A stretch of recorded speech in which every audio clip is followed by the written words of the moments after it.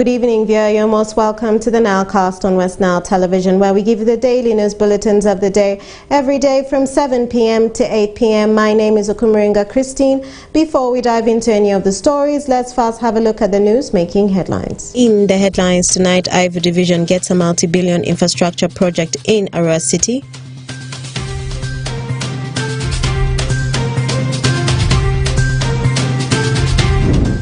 Youths, women and teenage mothers receive liquid soap training in Maracha district.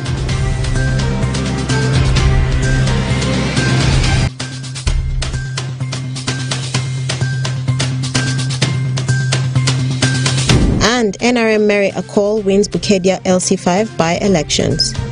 This and more in the NILECAST News Bulletin.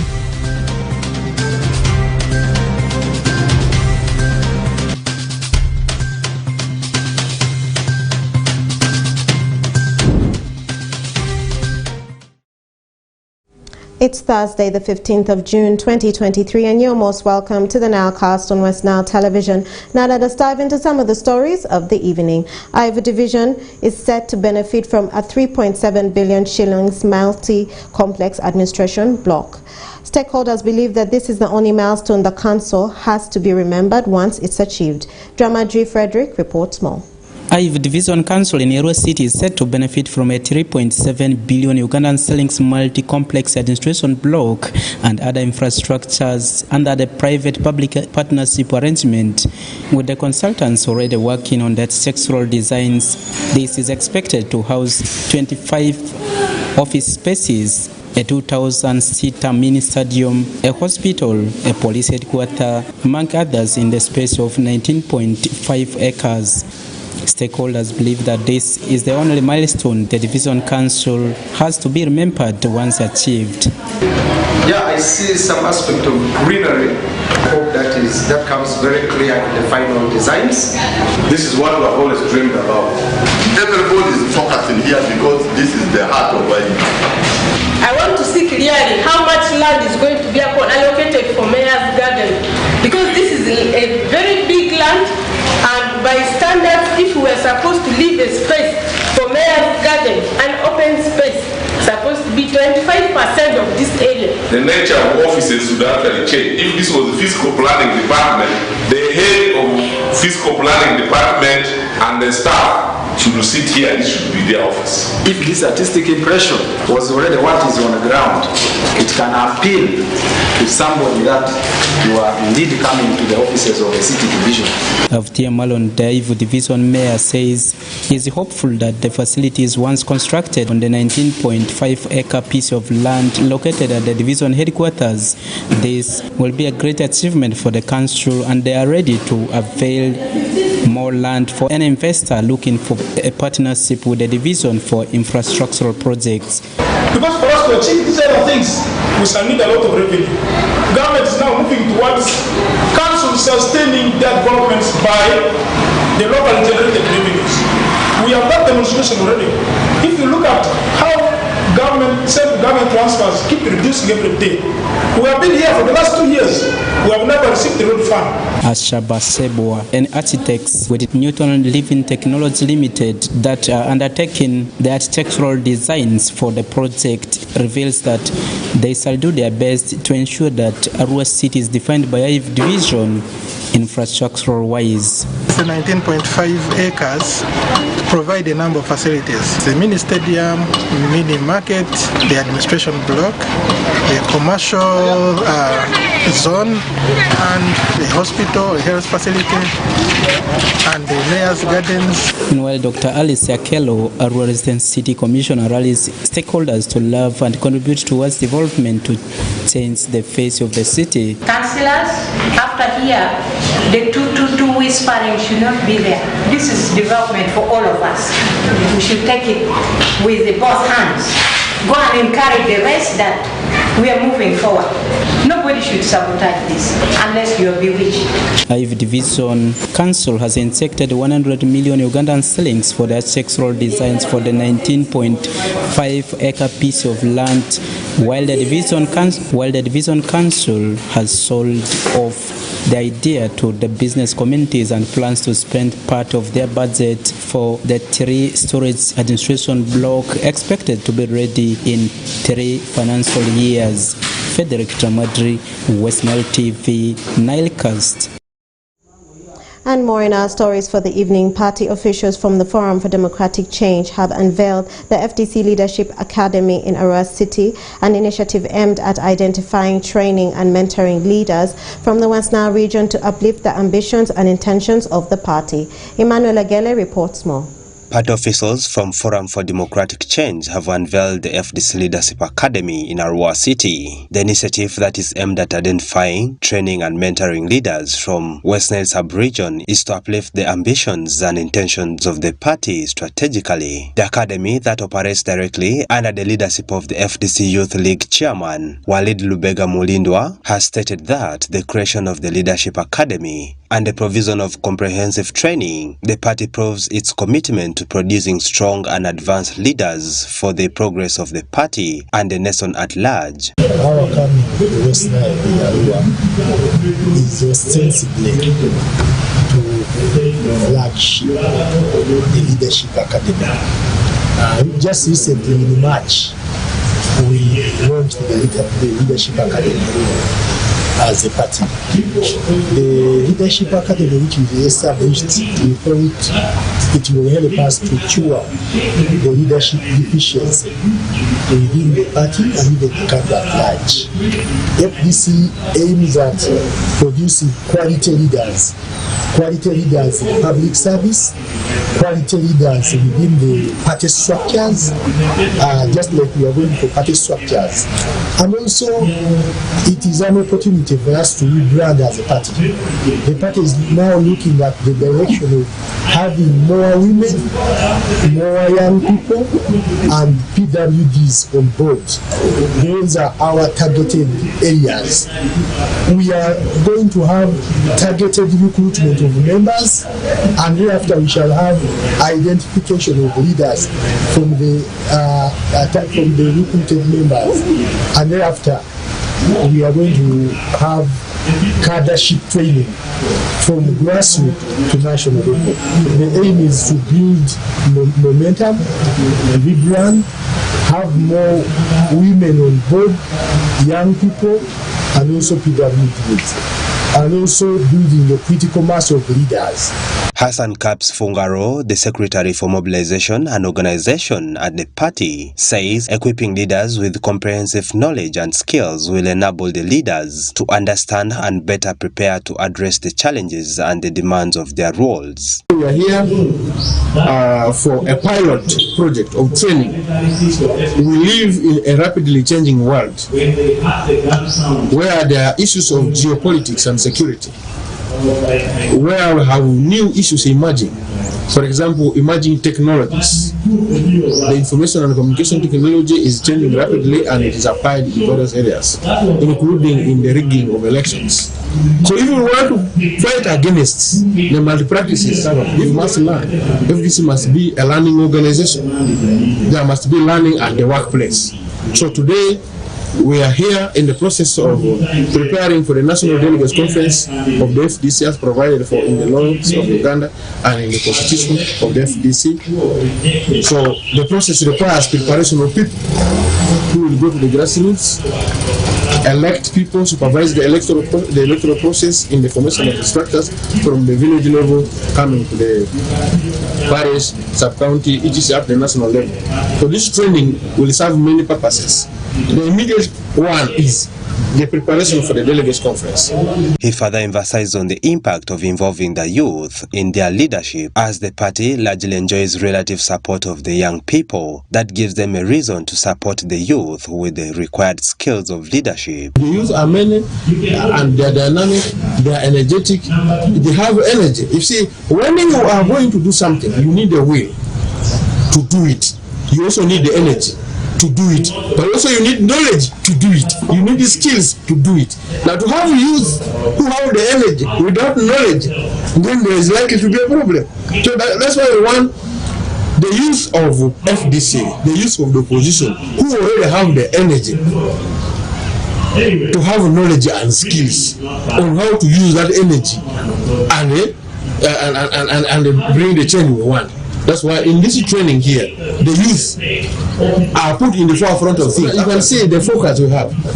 We have different types of youth. Youth in school and youth out of schools. The youth in town and the youth in the rural areas. So we're going to approach all this because their needs are different. The situation in which they live has some kind of differences derived from the environmental conditions in which they live. So we are going to deal with all these situations. The youth and the women are going to be provided special attention in this training program. Betty Awol Ochan, the FDC Secretary for Education and woman member of Parliament for Gulu City, who passed out the trainers on behalf of the party president, Engineer Patrick Oboy Amuriat, says the FDC Leadership Academy answers leadership gaps and challenges in the party and engaging the youth. Women, persons with disabilities, participation in leadership and governance is one other milestone. This is also about to go in for the grassroots election. If this training could be rolled out to all the sub-regions as quickly as possible, I think the election will go on well. But sometimes without proper leadership on the ground, sometimes we get some challenges, weaknesses.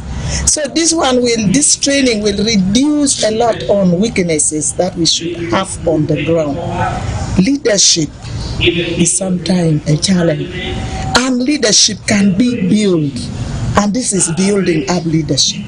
And I want to tell you, in Uganda, when we decide to turn our face away from the young people, we are wasting time. They are the biggest population. If you put a population of Uganda, they may constitute up to about three quarters. The 1 quarter left is for our category. So it is important to build them up. They will be our successors. And some of them are going to be also leaders together with us. So when we have young people, we know sustainability is there. Young people who are leaders, who are strong, who are brave, who have good characters. For leadership, we need really people of good characters. So this is what we are doing. The training provided leaders with a diverse range of knowledge and skills, including party history and political ideology, communication and public speaking, policy research and analysis, women and youth participation, the intersection of money and politics, campaign strategy, strategic planning and conflict resolution and management. Emmanuel Agele, Westnile TV NILECAST.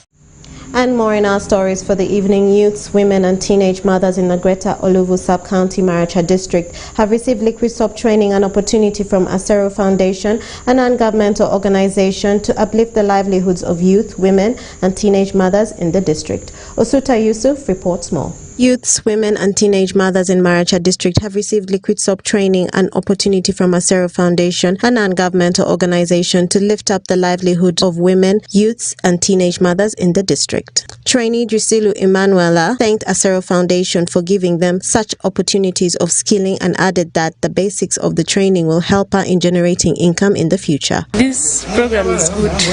Like, it is going to give me feedback. Like, I can help myself choose to do with marriage.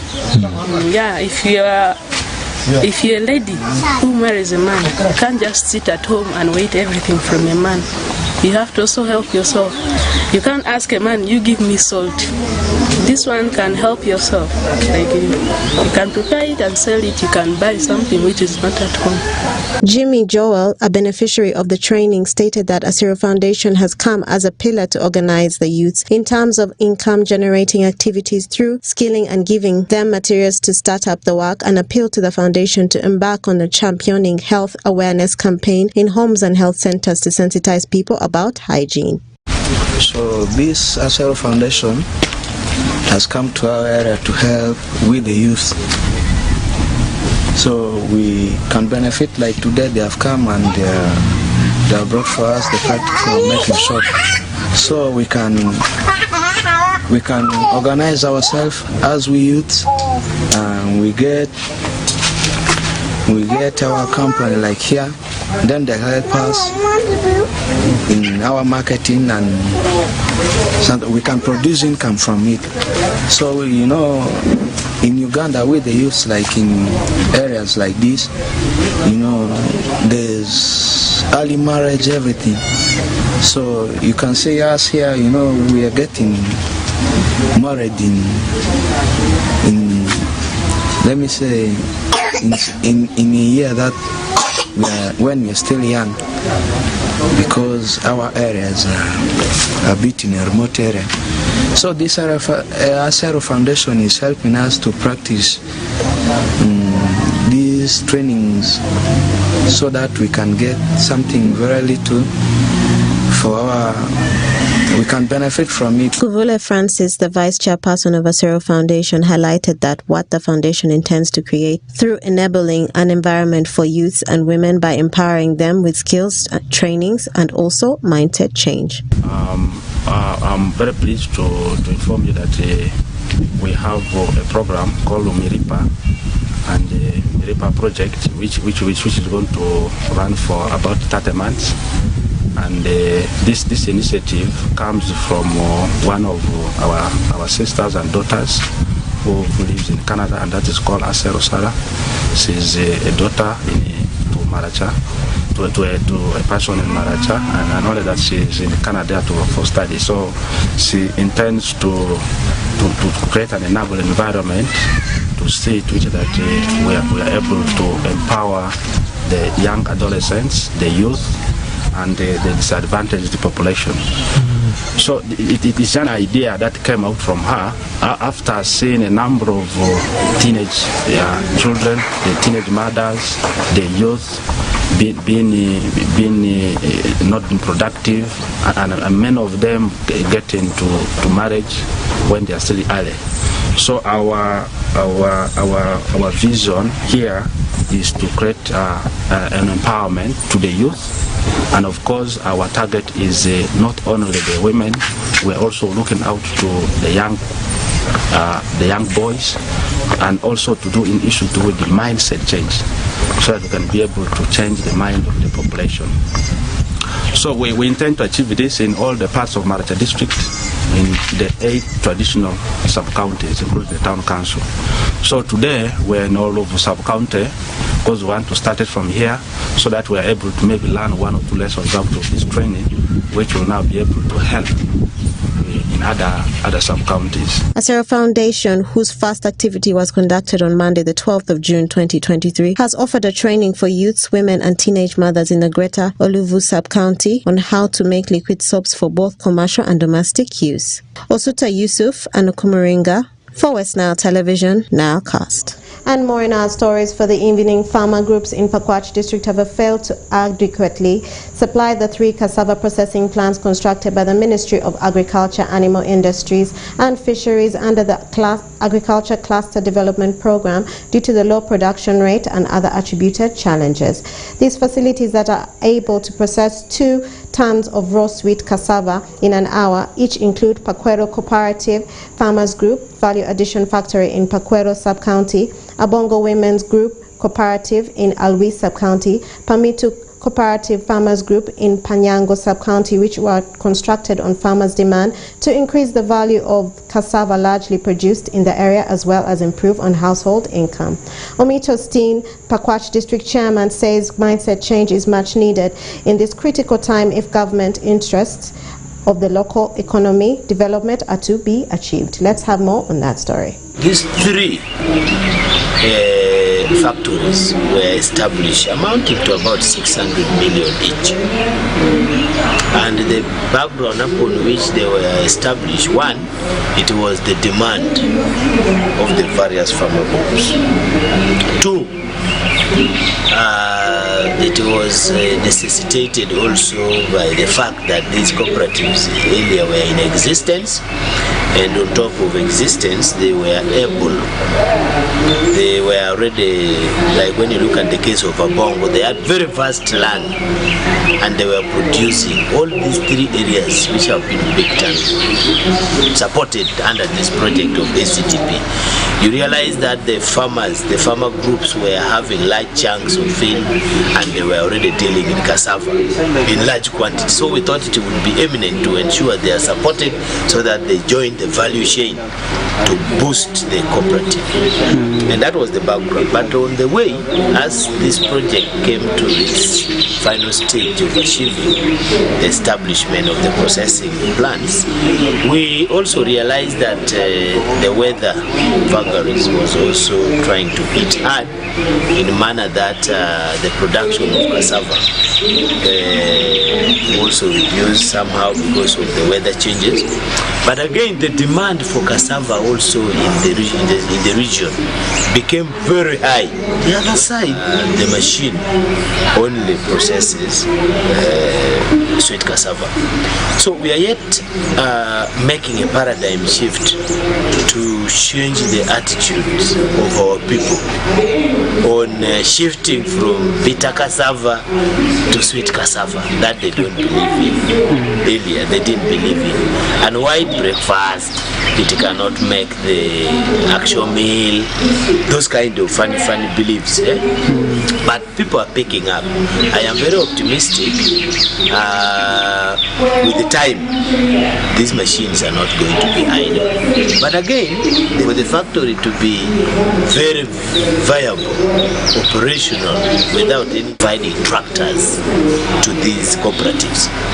Because without tractors, the hand hoe alone, people cannot open enough, they cannot dig enough field that can plant enough cassava, that can sufficiently feed these machines to be operational on daily basis. That is a bare fact. So we realize also the capacity of the farmers is really wanting and lacking. They have the land. Running this kind of machine on generator fuel is a very costly event. So they are also facing that challenge, and all these points where the machines are, there is no electricity. So that is yet another area that is actually making the machine to be somehow idle. So they And more in our stories for the evening. In sports, the annual Westnile Golf Open will officially kickstart tomorrow at the Westnile Golf Facility in Arua City. The championship that will end on Saturday the 17th of June 2023 will be played under the medal mode of play game, has attracted golfers of the different parts of Uganda with different sponsors. Let's have more on that story. The Westnile Open is our flagship event in this club. It is our biggest event of the year. On our events calendar. It is the opportunity we get as members of Westnile Golf Club to interact not only with our partners but with our colleagues from other golf clubs, and so we're excited that we have reached this level and it is going to happen. On Saturday we shall have an award ceremony after the tournament, a business networking opportunity. As you know, golf and business run together. This golf course, the Westnile Golf Course, you can see it is the only surviving green space in this city, in Arua City. And we put in a lot of effort to maintain this golf course the way it is. And so we're encouraging members of the public to join us. We encourage our partners to support us so that we maintain this. The benefits of a green place to a population in a city is remarkable. Please, members of the public, come watch the game of golf from tomorrow, Saturday. It's going to be very exciting, very competitive. We have exciting, with the help of our sponsors, we have arranged very exciting prizes for the golfers. There are going to be many golfers from all corners of this country. Please come and join us, watch the event, and take interest in the game of golf. Golf has quite a number of categories.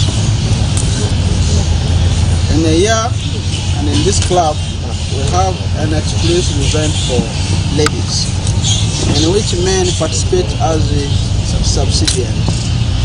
And for the Westnile Open, it is a the men, it's a main event for the men. Men who are professionals, men who are in the gross category, men who are in the amateur net. And still, ladies come in as subsidiary. That is the beauty of golf. It accommodates almost all age groups. Even in an open like this, we have the juniors from age 5 up to 18. We have now the men category. Senior, we also have seniors that are catered by the from age 55 up to 100. Up to 100. Up to when you die, actually. And if you die and you still come back and say you want to play, golf accommodates you. It's one sport that has no limitation. It's one sport that has no expiry.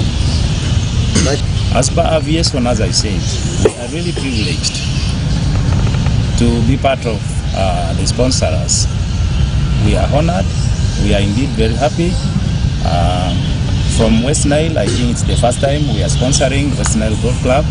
But as I said, this will not be the last. I think we are going to continue. I'm sure even the president said towards the end of the year there will be a tournament. We shall definitely be part of that. As the bank, we of course come in to add in or bring in solutions that can make this tournament very, very easy to access or easy to use. We'll be providing services not only at discounts but at zero rates. That is if you choose to use FlexPay to do your transactions. So those who are not on FlexPay, we encourage them to come with their national IDs for registration. We'll be having a team here that will fully be interacting with the golfers and also the fans to see that this tournament goes on well. This year we might come in a little bit slower or smaller, but we promise next year or even years to come, Westnile will be at the forefront of golf in Uganda. And we always here. Where are you going to find a function that is going to pull people from Kasese, from Tororo, and then they come into one place?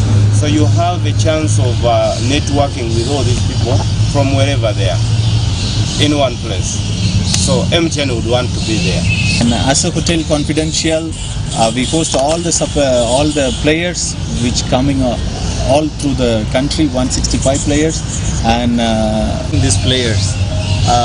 First of all, I don't see this as a business. We have a lot of things to do in a business, but this is the first time we are coming as an association with Golf Club. I see golf is also one of the game, and you see the club which is coming, almost 13 clubs and 165 players, which means they have put a lot of effort to transform the Westnile. So when the Westnile comes, and obviously one of the best hotel in Westnile, Hotel Confidential, it's not just to get the business, to support them. So I see this as rightly Dennis said, networking and to transform the Westnile. When somebody is giving a hand to transform the Westnile, obviously Hotel Confidential will be there. And I want to assure you engagements already going on with top management here for a longer term deal that we can do together in this partnership to reinstate it further. He did mention things like the signages and what. I wouldn't want to go into that again. Just take it from me that it's a long-term relationship and a lot more is on the way time. Let's continue with the partnership. Let's keep the engagements going on. Why not a golfer? Yes. In particular, effective today, I'm going to be a golfer.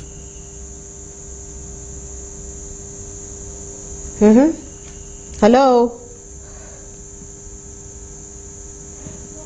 The national, and to end our NILECAST for the evening, the National Resistance Movement candidate Mary Akol has been declared the winner of Bukedia District LC5 chairperson.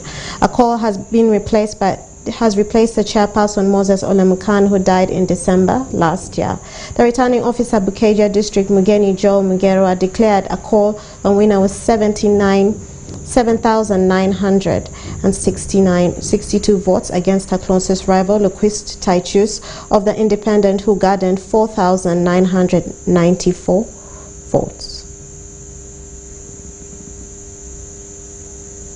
And with that story, viewer, we've come to the end of the NILECAST on Westnile Television. Please stay tuned to the rest of the subsequent programs that follow. My name is Okumringa Christine. Have a good evening.